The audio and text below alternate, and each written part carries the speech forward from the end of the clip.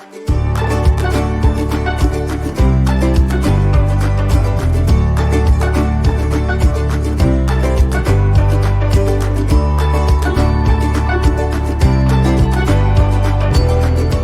tal, queridos amigos? ¿Cómo están? Buenas tardes, buenos días, buenas noches. No sé a qué horas vayan a estar viendo este video.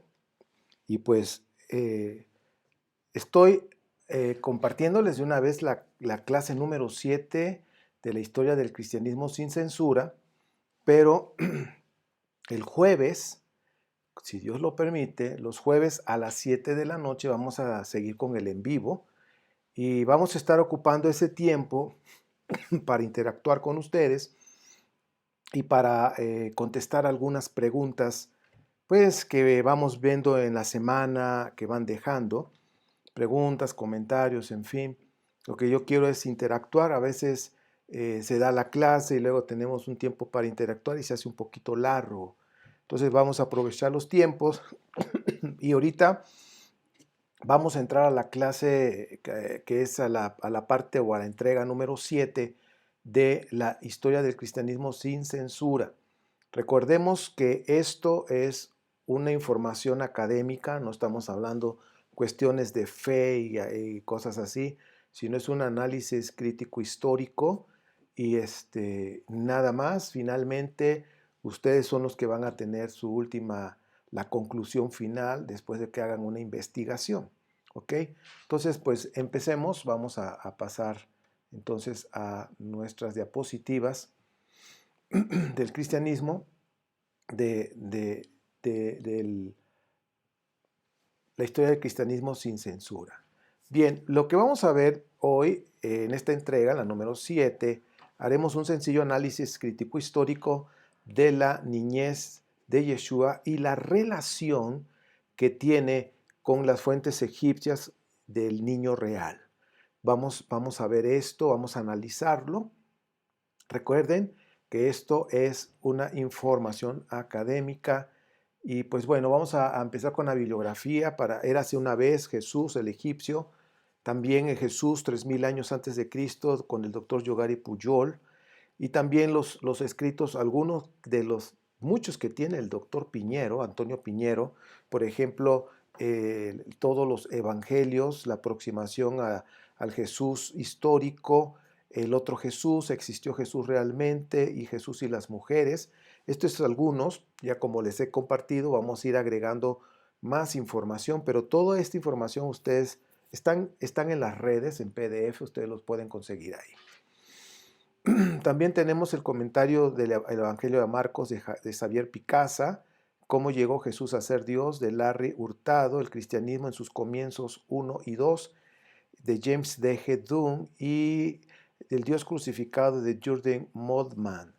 Bien, también es importante que conozcamos la relación que hay con respecto a la historia antigua de Israel 1 y 2, instituciones del Antiguo Testamento, también de Roland de Vos, ambos libros, y la Biblia, Exégesis y Religión de Adolfo Reutemann, la Introducción al Antiguo Testamento de Tomás Romer. Estos son los que por el momento puedo sugerir para que hay más información, hay más bibliografía, pero para que ustedes puedan corroborar, de hecho en la biblioteca de Ministerio 710 ahí en Facebook hay muchísima información que por lo general todos los libros que yo voy recomendando, pues si están en la red, pues ahí están, ¿verdad? Y de cual recomendamos adquirirlos, que vayan comprando poco a poco estos libros que hay algunos que son de cabecera, ¿no? Como los que acabo de mencionar, son de cabecera, son importantes. Bien, quiero aclarar o compartir esto. Hace poquito, en días pasados, en Instagram y en Facebook puse este pensamiento. Menos información, más ignorancia y más manipulación. El hecho de que yo te invite a que puedas tú verificar, investigar y que saques tus conclusiones es para que tú puedas ahora sí que abundar en la información y que ahora sí que no te manipulen. En este canal lo que menos queremos es manipular a las personas, por eso les pedimos que verifiquen, que investiguen. Cuando una persona empieza a investigar y empieza a buscar, pues va a verificar si es cierto o no es cierto. Podemos equivocarnos, por supuesto. Entonces, menos información, hay más ignorancia, y cuando hay más ignorancia hay más manipulación. Por eso las personas que no les gusta investigar, pues son fáciles de manipular. Les dicen cualquier cosa y se la creen y andan todos espantados. En fin. También la religión no soporta tanta verdad. Ahora sí que por miedo, evita investigar. Y por eso es más fácil dar una eisegesis para sostener sus creencias que no tienen historicidad. Entonces, ahorita voy a dar una definición sencilla de lo que es eisegesis, ¿sí? Por eso nosotros constantemente te estoy diciendo, verifica, investiga, concluye. Es la firma. Al final de todas las enseñanzas, de la información que te estamos compartiendo, te pedimos, por favor, verifica, investiga y concluye.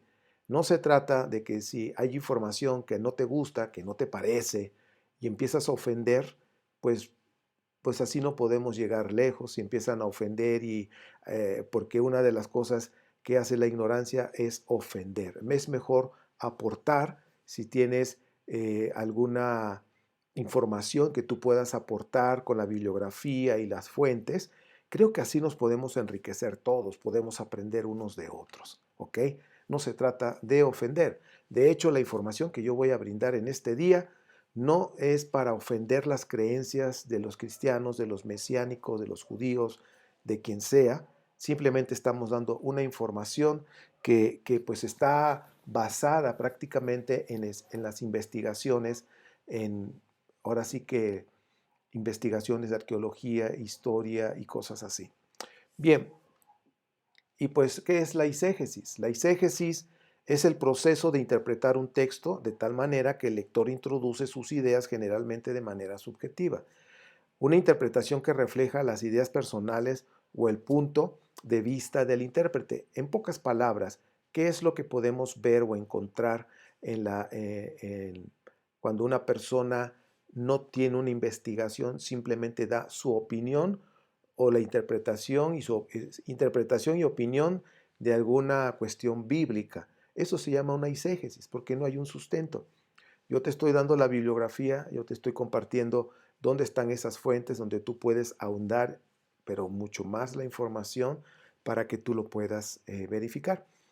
Por supuesto, aquí en este canal tú puedes poner tu eisegesis. De hecho, a algunas personas les he dicho nuestra gratitud por compartir tu eisegesis.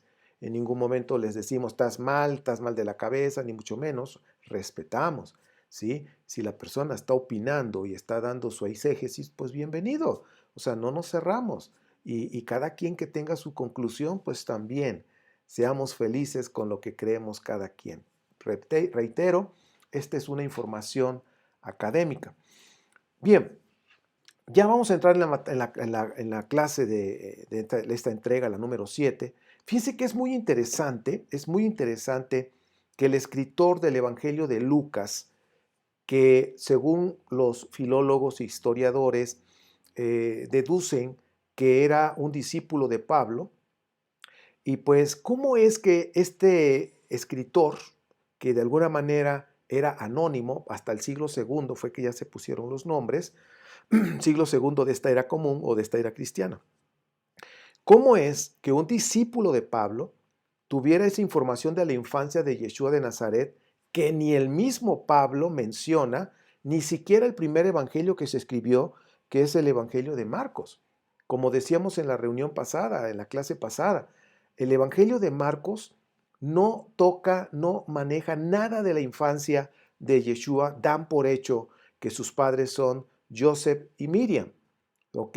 Lo habíamos dicho. Y eso es lo que enseñaron los apóstoles, que el papá de Yeshua era Joseph, que él fue el que lo engendró. Esa es la doctrina de Pablo. Y Miriam era su madre. Bueno, entonces, este evangelio que estamos hablando de Lucas se escribió aproximadamente en el año 80. Algunos dicen que primero fue y luego llegó Mateo, 5 años después, y todos ahora sí que teniendo sus argumentos, como ya les he platicado. Pero hablando precisamente de Lucas, que se escribió en el año 80 y que después se le agregó y se interpoló los capítulos 1 y 2. Este evangelio se escribió y hablando del nacimiento de Yeshua, ¿sí? Yeshua nació de acuerdo, hay pequeñas diferencias de años. Algunos argumentan que fue en el año -6, ¿sí? O en el año 6 antes de la era cristiana. Otros dicen que fue el año 4 antes de la era cristiana. Entonces fue entre el 6 y el 4, porque deducen que la muerte del rabino Yeshua fue como de una edad de 34 o 36 años, dependiendo el año que se tome. Hay algunos historiadores que dicen el 6, otros que dicen el 4, pues vamos a decir que fueron en esos tiempos. Pero vamos a pensar que fue en el año 4 para sacar cuentas. Entonces estamos hablando que 84 años después del nacimiento de Yeshua, se empieza a hablar acerca de su niñez, acerca de su nacimiento, de cómo fue procreado y todo lo que ustedes han leído en Lucas y lo que han leído de Mateo. La pregunta es, ¿tantos años han pasado para sacar todos esos argumentos? O sea, es un poquito difícil de pensar de dónde sacó tanta información de su niñez, ¿ok? Nosotros podemos quizás leer lo que nos muestran los evangelios, pero pues hay que analizar, o sea, que tampoco ofendan nuestra inteligencia. Ahora, hablando de la infancia de Yeshua, de acuerdo a los análisis crítico histórico y también filológico y todo lo que se ha hecho con estas ciencias, Lucas, para redactar sus 2 capítulos para hablar precisamente de esa niñez, dice que esa anunciación de María se inspiró en la infancia de Sansón, Samuel y Gedeón.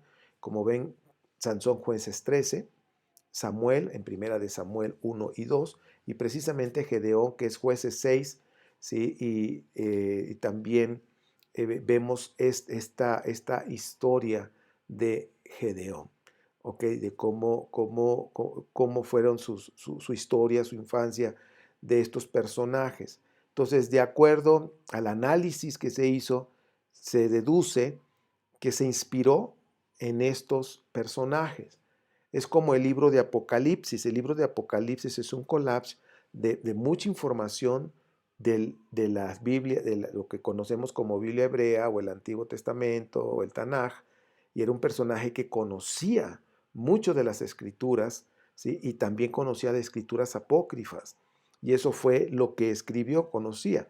Y hablando del escritor, precisamente de Lucas, se deduce que era un personaje, como lo he dicho en otras ocasiones, era un personaje que era preparado, que sabía leer, que sabía escribir, que había leído mucha información. Y una de las informaciones que había en aquellos tiempos era Alejandría, que había muchísima información. Dice, de acuerdo la historia, dice que había como 700,000 rollos, vamos a decir, información o libros de aquellos tiempos como los hacían, ¿verdad? 700,000, es bastante información.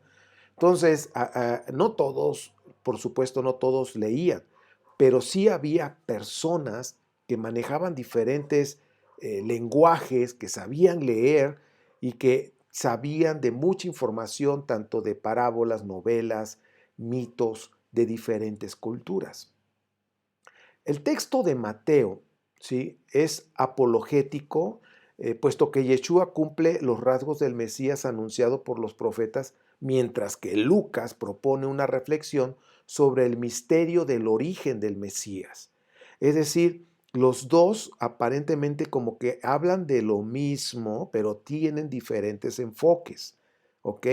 Mateo, como les dije, es apologético y Mateo empieza de alguna manera a buscar las escrituras para comprobar y decir, Él es el Mesías. Y Lucas se enfocó más que nada en su niñez, hablando del principio de esos primeros 2 capítulos. Ahora, el propósito de Lucas es presentar la infancia de Yeshua a sus lectores imbuidos en el paganismo, paganismo griego, y que Yeshua era el verdaderamente hijo de Dios, pero en una perspectiva griega. Es decir, no es lo mismo cómo lo ve un judío y cómo lo ve un griego. Por eso, cuando se interpreta o se lee las escrituras, pero en una perspectiva greco-romana, al decir hijo de Dios, es como si lo hubiera eh, engendrado, ¿sí? Y como decíamos en la clase con de Filón de Alejandría, que él cuando hablaba acerca del concepto de hijo de Dios, también se le daba hijo de Dios a aquellas personas, mujeres que difícilmente podían tener bebés, que estaban estériles, de repente había el milagro de concebir, y ese bebé que salía del vientre, ahora sí que cuando nacía, se les daba el crédito a Dios diciendo es un hijo de Dios. ¿Por qué? No porque Dios lo hubiera engendrado, sino que de alguna manera estaban dando el crédito al creador del universo diciendo él fue el que pudo o el que propició que se engendrara y que naciera, dando el crédito que el milagro era por parte de Dios. Eso es lo que acostumbraban en los semitas, hablando de los israelitas, que son semitas. Y Filón de Alejandría, ese es el concepto que maneja de hijo de Dios. Y también de una manera milagrosa, pues ahora sí, fue Dios el que trajo este milagro. Pero también ahora en el contexto griego, como lo hemos visto, es un Dios que directamente engendra en una mujer para poder que esa mujer pueda concebir y tener un hijo que viene siendo un semidios, un semidios. Bien, esto cuando llevaron el cristianismo a los territorios romanos y gentiles de otros con filosofía griega, pues tenían que manejar todos estos términos para que la gente pudiera comprender y decir, ah, era un Dios, sí, porque es un hijo de Dios. Sin embargo, en los semitas, hablando de Israel, después del exilio, ya Israel, que estaban los dos territorios, ya se habían unido, ya eran uno, ya ahora sí que eran vasallos del imperio persa, cuando les dio la oportunidad a los judaítas de regresar precisamente a Israel, a lo que es la tierra, Jerusalén, a Judea, y ahora llamado Israel. Ellos, ahora sí que tomaron ya un lugar importante, ¿sí? Como ya habían sacado a la diosa Acherá del templo, entonces Acherá era la esposa de Yahvé, de acuerdo a la historia, y así lo veían antiguamente, que todos los dioses tenían una esposa. Entonces Israel pasó a tomar el lugar de Acherá y ahora es la esposa de Yahvé, Israel. Pero también en el preexilio, solamente los reyes, sobre todo los reyes, se le consideraban hijos de Dios. Eran los únicos, también al profeta, los que eran ungidos, pero más al rey, sobre todo al rey. Pero entonces cuando ya regresan del exilio, ese título de ser hijo de Dios se le dio a todo el pueblo de Israel. Entonces tenía un lugar de honor ante Dios como esposa en esa metáfora de ese compromiso, pero también está que ser hijos de Dios. Entonces realmente en la mentalidad israelita, hebrea, el llamar o el decir soy un hijo de Dios no es un problema, ¿sí? No es un problema porque para ellos todos eran hijos de Dios, era algo colectivo, ¿ok? Bien, era una comunidad, todos son hijos de Dios. Entonces, realmente esto no es un problema hasta aquí en este punto, el llamar hijo de Dios, dependiendo de qué perspectiva lo estás tomando, ¿ok? Bien, vamos a entrar a un punto que es muy importante, la teogamia. Es la unión sexual entre dioses y mortales. Como les decía yo, como nació Hércules, como nació, bueno, diferentes personajes que se convirtieron en dioses y que los griegos y los romanos adoraban, ¿sí? Apolonio de Tiana, en fin. Dice, ahora vamos a hablar esto en la cuestión egipcia. ¿Cómo veían ellos esto? La teogama real egipcia se basa esencialmente en las representaciones en los textos de los tres templos de la dinastía 18. ¿Ok? Todo eso está ahí plasmado. Los bajos relieves del templo de Hatshepsut en el 1500 a 1484 antes de la era cristiana en Deir el-Bahari, como vienen ahí en la pantalla, representan el nacimiento, la educación y el advenimiento de la reina. Ahora, Amón se une a la reina Amosis, y engendra a Hatshepsut. ¿Ok? Entonces, chequen, por favor, cómo se está manejando esta información. Quiero decirles que la literatura israelita, la Biblia hebrea, los apócrifos y todo, tiene una influencia persa, en lo que es Mesopotamia, que es Babilonia, Persia y Egipto. Estamos hablando de tres imperios, tres culturas, con tres ideologías y tres maneras de ver la vida y la muerte, el juicio, todo. Y todo eso está en la Biblia que tú y yo tenemos, con la Biblia completa, Antiguo y Nuevo Testamento. ¿Ok?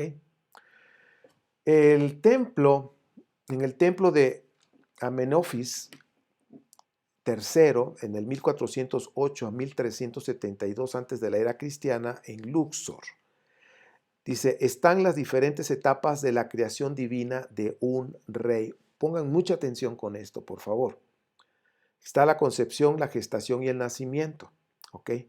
Se desarrollan sobre el muro oeste de la habitación del nacimiento, mientras el muro sur está dedicado a la representación del advenimiento del rey.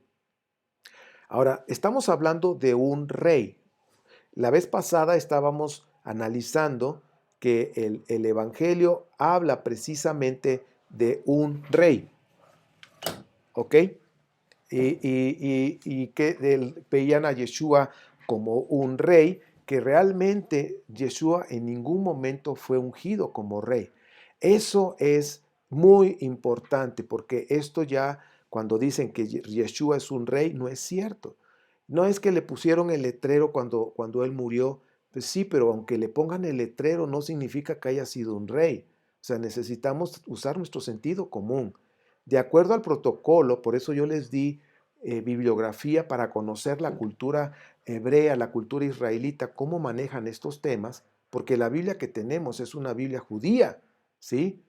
El cristianismo viene precisamente del judaísmo. Ahora,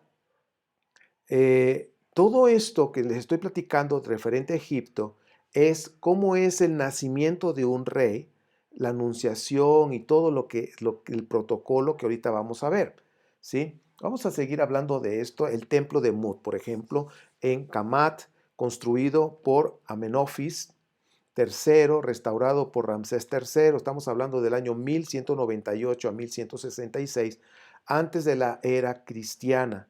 Dice, con nuevos relieves en la época ptolomaica, presenta en la capilla de Amenofis, dedicada a Amón-Ra, que es la fusión de dos dioses, de Amón y de Ra, eso acostumbraban a hacerlo, dice, y algunas escenas del nacimiento del niño real, ojo con esto, del niño real, dice, y en el patio sobre el muro norte, la circuncisión.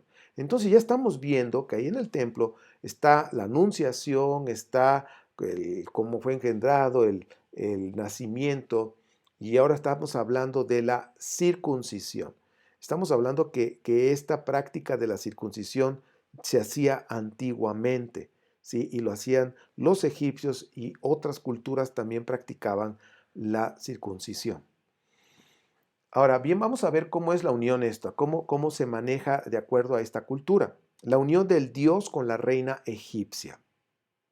Amón anuncia su intención de dar un heredero al trono, Los dioses tienen por misión preservar a la escogida de Amón de todo peligro, o sea, la tienen que proteger. Amón envía a Tot, dios del conocimiento, a la mujer escogida, mientras que él mismo explica al rey lo que va a suceder y le informa de que tomará su aspecto humano. Ahora, fíjense que esto tiene que ver mucho con la cultura griega también, porque Zeus se transformó como anfitrión, así se llamaba la esposa, la mamá de, así era su papá de Hércules. Por eso dicen, ¿quieres ser anfitrión? Dice, no, gracias. Entonces se tomó la figura de ese hombre y, por ejemplo, hablando de Hércules, copuló, tuvo relación sexual y se quedó embarazada de Zeus y nació Hércules. Bueno, esto es en la mitología, pero fíjense que también en Egipto manejan estas cosas, pero aquí le avisan al rey, oye, mira, el dios así se va a tomar como camaleón, ¿no? Se va a transformar y va a tomar tu figura y todo para acostarse con tu esposa. Y dice, ah, bueno, pues sí, está bueno. Si es el dios, bueno, no hay problema, ¿no?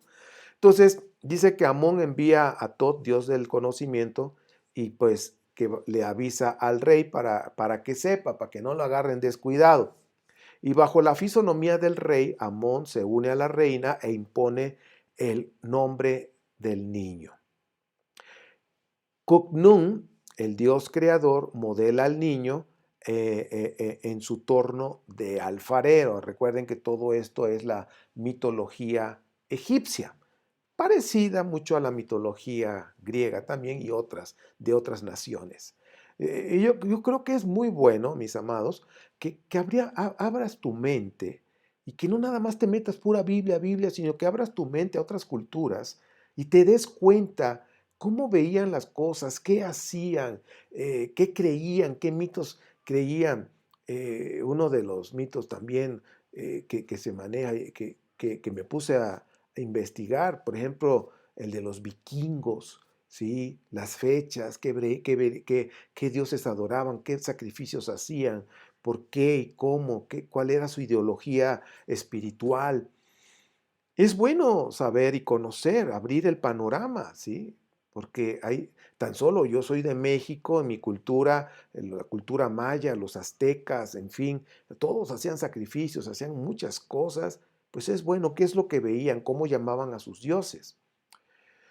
Y hablando del parto, dice que Isis y Neftis, diosas del parto, asisten a la reina en presencia de los dioses y de los espíritus que manifiestan su alegría, mientras que dos dioses alejan a los malos espíritus.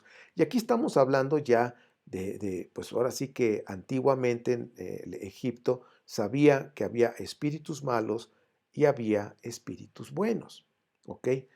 Sabían la diferencia, porque si hay espíritus malos, pues oye, significa que hay espíritus buenos, ¿verdad? También dice, el niño primogénito es llamado a subir el trono de Horus, el Eterno. Y así es como manejaban en esa filosofía espiritual que tenían los egipcios. El reconocimiento del niño. Dice, Amón toma al niño en sus brazos, lo abraza y le dirige las palabras de bienvenida.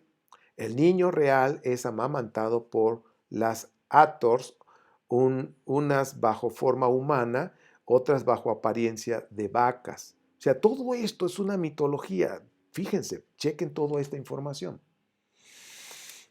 Ahora, el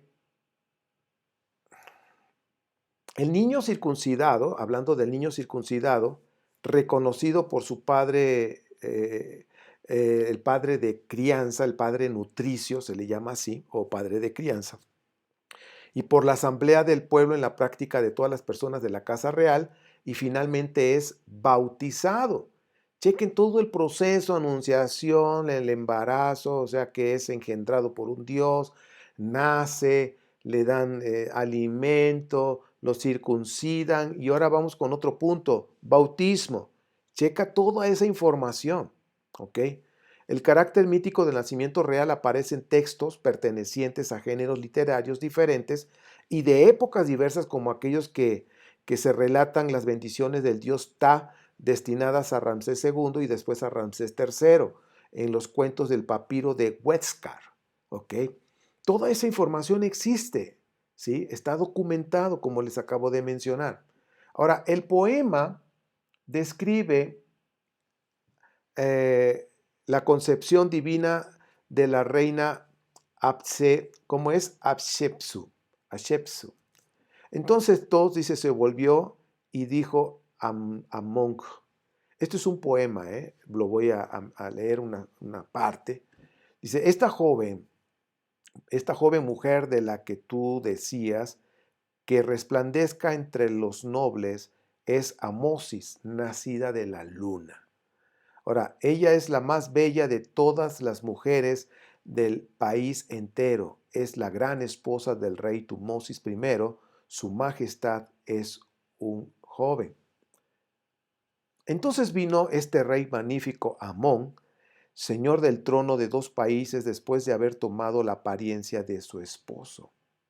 La encontró adormecida en la belleza de su palacio, el perfume del dios la despertó y ella sonrió ante su majestad.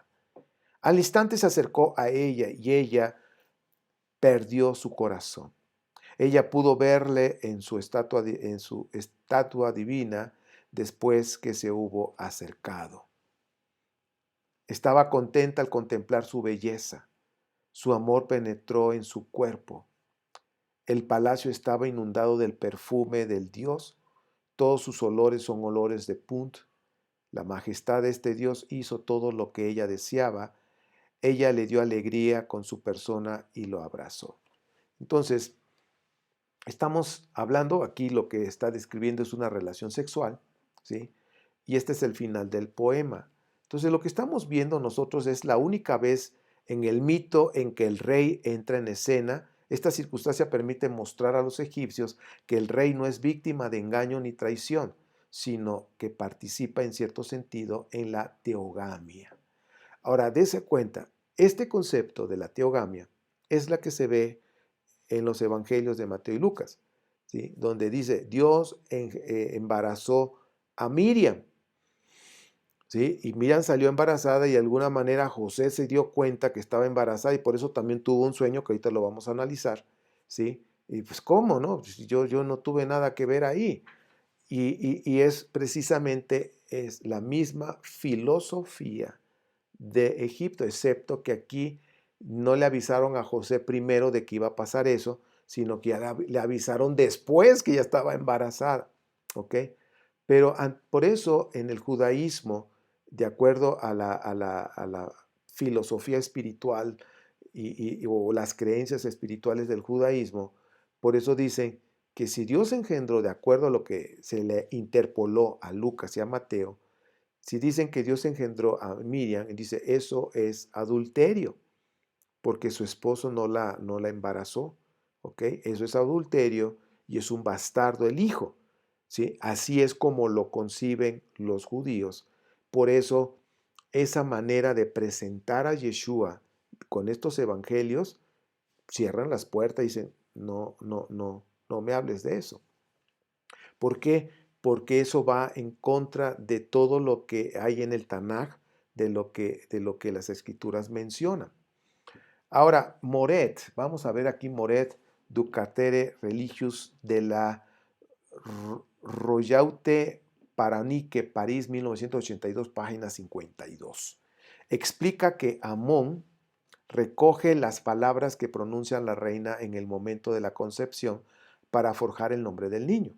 Dice, la elección de un nombre de buen augurio prolongaba la influencia de la intervención divina hasta el momento del nacimiento.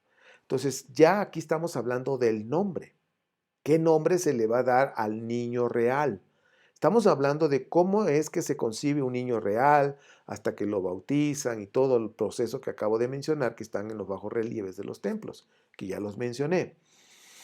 Ahora vamos a analizar esto.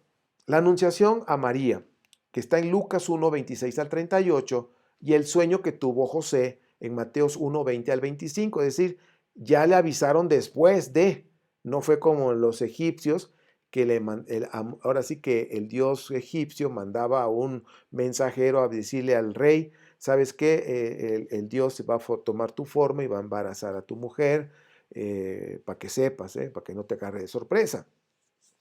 Entonces vemos ahí, dice, es el equivalente al cuento egipcio de Satme, ¿sí? En donde Senosiris, ¿sí?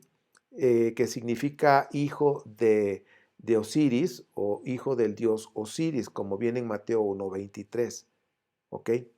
Ahora, también lo que se pronuncia como es Maituas, Ma- Maituaskit.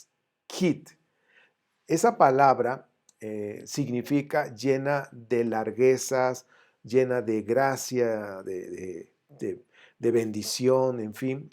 Entonces, el llena de larguezas está relacionado con lo que dice los evangelios, llena de gracia eres tú.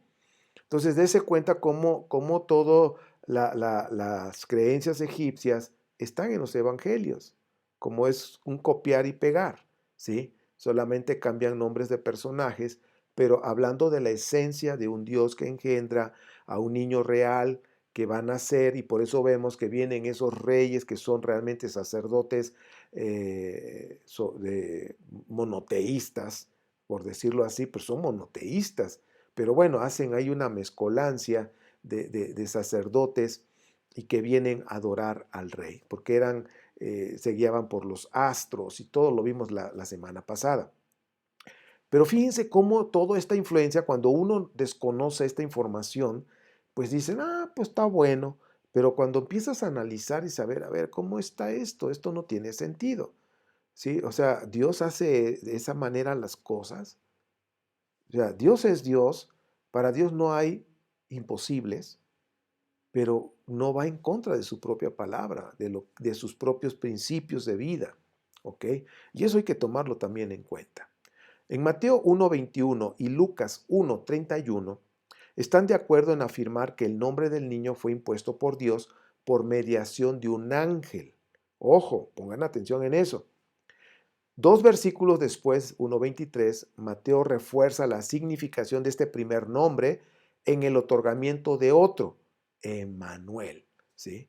Que quiere decir Dios con nosotros. Si te das cuenta, llevan la misma línea filosófica egipcia. El Dios pone el nombre. Ahora, ya que estos dos nombres, que es Yeshua y Emmanuel, son teóforos, uno prenatal y genérico y otro postnatal, ¿sí? Oficial y personal. La finalidad de Mateo es mostrar el cumplimiento de las escrituras. Recuerden que al principio les decía, Mateo lo que quería es decir, vamos a elevar a Yeshua, ¿sí? A otro nivel para poder meterlo y predicarlo a los romanos, a los gentiles y meterlo en ese panteón de dioses que había en Roma, con una filosofía greco-romana totalmente. Esa es la historia, tenemos que ver la historia, porque la pregunta es si había otros materiales informáticos, ¿sí? Algunos que se llaman la fuente Q, que también los filólogos también han llegado a ver que usaron Mateo y lo que es Mateo y Lucas para hacer sus escritos del Evangelio, pero hay mucha similitud al inicio. O sea, ¿por qué tuvieron que agregar capítulo 1 y 2 si habían comenzado igual que Marcos con el bautismo? ¿Por qué agregaron? ¿Por qué interpolaron? ¿Sí? Y como te hice la pregunta la vez pasada, si no hubieran agregado el capítulo 1 y 2, lo que es Mateo y Lucas, ¿qué pensarías del nacimiento de Yeshua? Si no hay nada, si los apóstoles no hablan de eso, si Marcos no habló de eso y si los evangelios, que es precisamente Lucas y Mateo, no hubieran hablado de eso, yo te aseguro que pensarías que fue un ser humano como todos, que fue concebido en un matrimonio por José y Miriam, como todos los matrimonios, como fue también Moisés, sus padres, y así. Sin embargo, dieron toda una vuelta, y pues no se diga cuando llegó Juan, ¿verdad? El Evangelio de Juan. Pues esta información que yo te estoy brindando, es importante que tú lo analices, con todos los libros que te estoy mencionando, los encuentras en las redes, puedes buscarlo en las redes, pregúntale al rabino Google y ahí lo pones en PDF y te van a aparecer muchos escritos donde tú puedes leerlos en línea, en fin, o comprarlos también, que sería muy bueno. Esto es lo que hicimos, un análisis crítico histórico, donde vimos lo que es Yeshua de Nazaret, su niñez, y lo que es el niño real en Egipto, cómo cómo se manejó toda esta información mitológica del niño real en Egipto. ¿Ok? Y pues bueno, toda esta información es para que te des cuenta de dónde salió, cómo es que se parece. Algunas personas me dicen, no, es que como ya sabían que eso iba a pasar, por eso lo hicieron. No, tenemos que usar nuestra mente. Por eso es importante que tú verifiques, que tú investigues y que llegues a tu conclusión, por favor. Yo ahora esta información académica que yo te estoy dando, no es para que estés de acuerdo conmigo, yo te estoy dando información, no te estoy hablando cuestiones de fe en ningún momento, ¿ok? Tampoco te estoy diciendo lo que yo creo, no, te estoy dando la información de una investigación nada más, ¿ok? Para que tú puedas verificar y te aseguro, escucha lo que te digo, te aseguro que vas a encontrar más información de la que te acabo de mencionar. Porque así me pasó, nada más que pues para dar tantísima información, pues aburro, pues como que se cansa, y así puede ser demasiada información, por eso la vamos dosificando para que la vayas tú checando, la vayas verificando y te aseguro, de veras, te aseguro que vas a encontrar más información con tu investigación, cuando verifiques todo esto. Y pues lo más importante es la conclusión a la que tú llegues, ¿sí? Y eso es lo importante para mí, tu conclusión. Yo llegué a mi conclusión. Y esas conclusiones, pues por supuesto que me quitaron muchas creencias y pude fundamentar más mi fe y mi conexión con Dios. Pues bueno, pues esta es la séptima entrega de lo que es precisamente la historia del cristianismo sin censura. El jueves a las 7 de la noche nos vemos, si Dios lo permite, ahora sí que si estamos vivos, a las 7 de la noche estaremos en vivo en YouTube, ¿sí? Ministerio 710 en este canal. No te lo pierdas, porque solamente nos vamos a dedicar a platicar, a contestar preguntas que voy a recolectar ahí de las que me van dejando las personas. Los insultos, pues mira, eso no los voy, bueno, a lo mejor los comento, pero no para insultar a las personas, no, yo no les correspondo de esa manera. Tenemos que practicar lo que estudiamos, ¿sí? Tenemos que practicar justicia y bondad con un corazón humilde. Si tú piensas diferente que yo, está bien, no hay problema. Es más, yo no estoy buscando que pienses como yo, ¿ok? Pero pues cuando podemos platicar, compartirnos, y si son eisegesis, pues está bien, no hay problema. Nosotros escuchamos o leemos los eisegesis, las opiniones personales sin haber investigado, se vale, claro. Estamos en un mundo libre de opinar, por supuesto, ¿ok? Pero pues si tú haces una exégesis, que significa una investigación ya respaldada y verificada, pues es mejor y pues por supuesto que podemos aprender de tus investigaciones. Pues bien, te agradezco que me hayas acompañado. Recuerda los jueves a las 7 de la noche en vivo por YouTube, Ministerio 710. Ahí estaremos respondiendo a las preguntas, nos estaremos saludando si nuestro Padre lo permite. Pues que mi Padre te bendiga y te guarde. Haga resplandecer su rostro sobre ti. Extienda su amor y su gracia. Alce su rostro sobre ti y te dé shalom. Que te colme de bendiciones, extienda tus territorios. Que el favor de Dios esté contigo para que el maligno no te domine ni te haga daño. Y que tus oraciones, conforme a la voluntad del Rey Supremo, nuestro Padre Eterno, sean escuchadas y contestadas conforme a su voluntad. Que así sea, son mis mejores deseos. Soy Ernesto Rosas, transmitiendo desde la ciudad de Pachuca, Hidalgo, México, para todas las naciones. Y si Dios lo permite, nos vemos en la próxima entrega, que sería la número 8, y así vamos a ir poco a poco dando información. Shalom.